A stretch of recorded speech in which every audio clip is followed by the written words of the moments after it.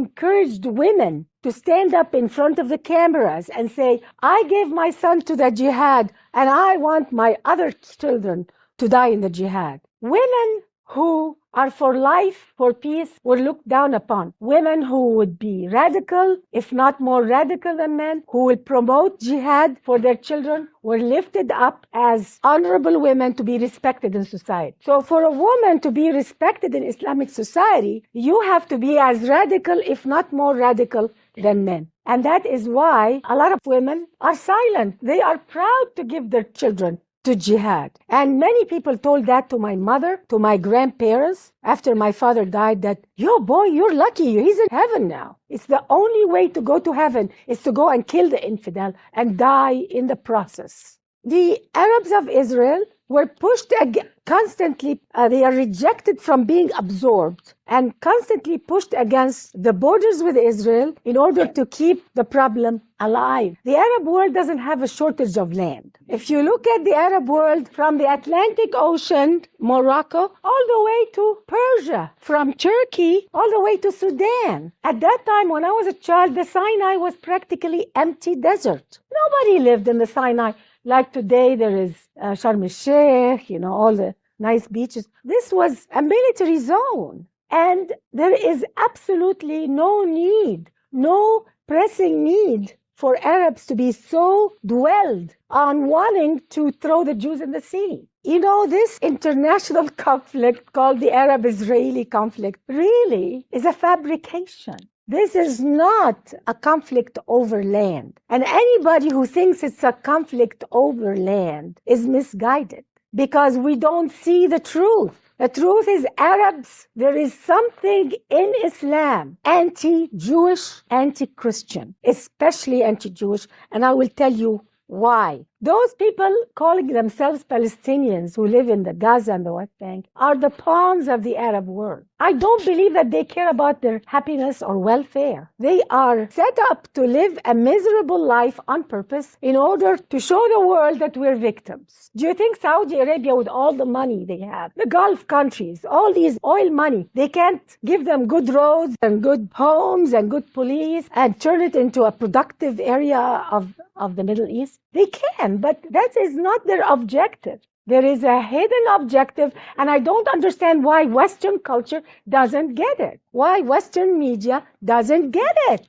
It's so obvious. So the unemployed people in Gaza and the West Bank, all this high unemployment, where do they go to work? Do they stand on the border of Egypt to get a job? Do they stand on the border of Syria or Jordan? No. They line up on the borders of Israel, the very people they are supposed to kill. It's a very unnatural way of living, and nobody sees it, but they go and blame Israel. They compare the living standard of the West Bank and Gaza with Israel, a democracy, the only democracy in the Middle East. Why don't they compare the living conditions of Gaza and the West Bank with Egypt, with Syria, with Jordan? And if they do, they will find that the standard of living is even higher than many areas of the Arab world. But Western media are too lazy to compare apples with apples. They want to compare apples and oranges. I don't know, how can I call Western media ignorant? They should not be ignorant.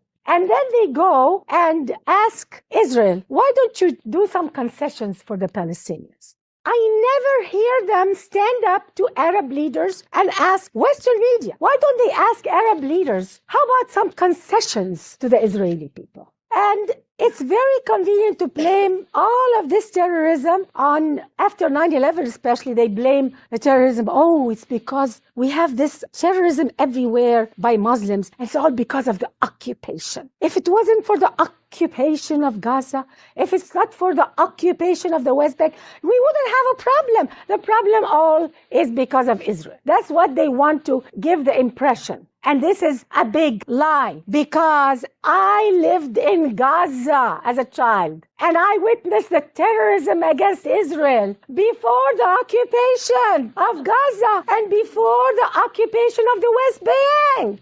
And our media here doesn't even know that. There was terrorism against Israel before the occupation. So people who are Arabs who claim that they are doing terrorism now because they want freedom, democracy. No, there is no freedom and democracy in any Arab country, let alone the West Bank or Gaza.